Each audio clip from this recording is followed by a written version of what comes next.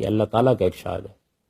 کہ اے پیغمبر آپ لوگوں کو بتا دیں کہ کھانے پینے کی چیزوں کے سوا میں نے صرف 5 چیزیں حرام کی ہیں، اور پھر اللہ تعالیٰ نے گن دی ہیں وہ چیزیں۔ فرماتے ہیں میں نے بدکاری کو حرام کیا ہے، میں نے حق تلفی کو حرام کیا ہے،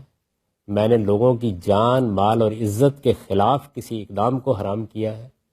میں نے شرک کو حرام کیا ہے، میں نے اپنی طرف سے کسی چیز کو حرام قرار دینے کو حرام کیا۔ تو اس وجہ سے ان 5 چیزوں کے سوا کوئی چیز حرام نہیں۔ یہ دعویٰ بہت بڑا دعویٰ ہے۔ قرآن کریم اس دعوے کی ہرگز تائید نہیں کرتا۔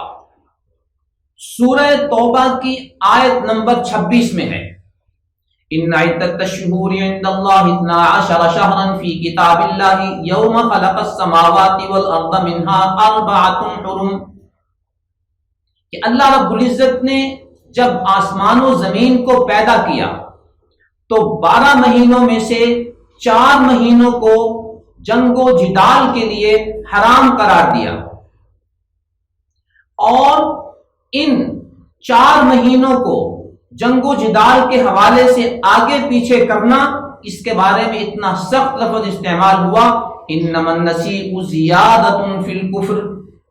کہ 1 مہینے کی جگہ حلال کو لے آنا، حلال کی جگہ حرام مہینے کو لے آنا، جو رجب، شوال، ذی قعدہ اور ذی الحجہ ہیں، اس کے بارے میں فرمایا زیادۃ فی الکفر، یہ کفر میں بہت بڑی زیادتی ہے، اضافہ ہے۔ تو قرآن کریم کی ان آیات مبارکہ میں سال کے 12 مہینوں میں سے 4 مہینوں کو جنگ و جدال کے حوالے سے حرام قرار دیا گیا۔ ان چیزوں کا تذکرہ سورہ اعراف کی اس آیت نمبر 33 میں نہیں ہے، جبکہ دعویٰ ہمارے دوست نے یہ کیا تھا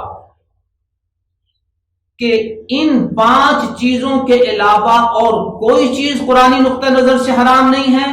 اور اس کو حرام قرار دینا قرآن کریم پر زیادتی ہے،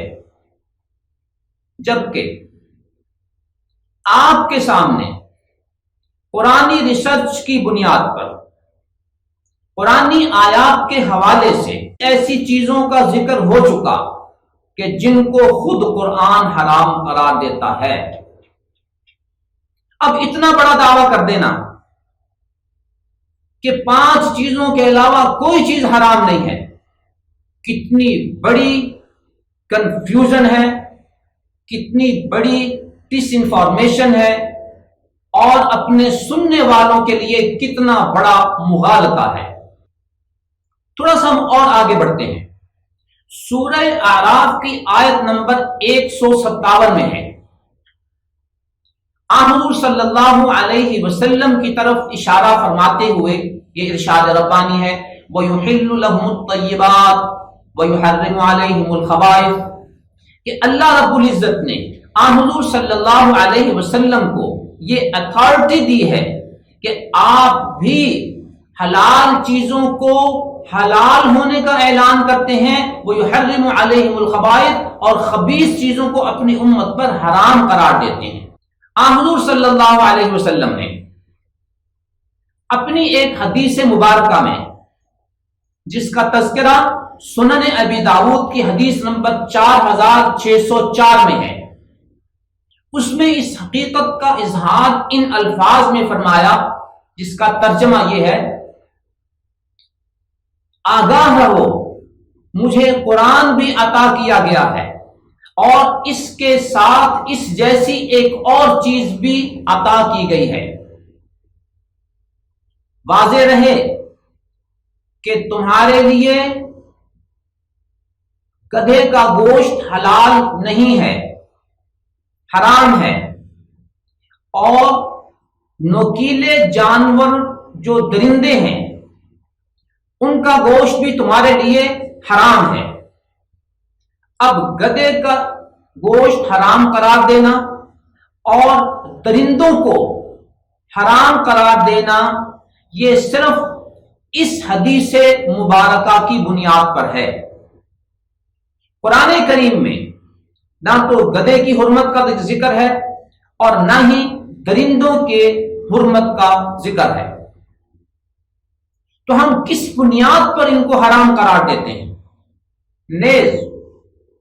سورہ اعراف کی اس آیت نمبر 33 میں ان دو چیزوں کا ذکر نہیں ہے، تو کیا اس اسکالر کے دعوے کے مطابق سورہ اعراف کی آیت نمبر 33 کی 5 چیزوں میں اگر گدھے اور درندوں کے حرام ہونے کا ذکر نہیں تو اس کو حلال سمجھا جائے گا؟ ہرگز نہیں،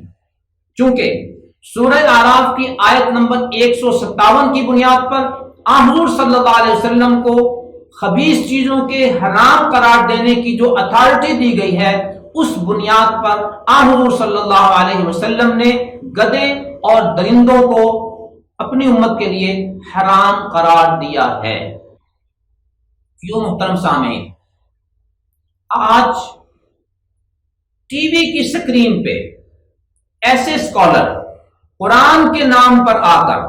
اپنی ایسی تحقیقات پیش کرتے ہیں جس میں گہرائی نہیں ہوتی، جو 100% حقیقت پر مبنی نہیں ہوتی۔ لہذا ہمیں متنبہ رہنے کی ضرورت ہے اور قرآن کریم کے وہ پختہ کار علماء جنہیں قرآنی علوم پر عبور حاصل ہے، ان کی طرف رجوع کرنے کی ضرورت ہے۔ اللہ رب العزت ہمیں ایسے اسکالرز کی کنفیوژن اور ڈس انفارمیشن سے محفوظ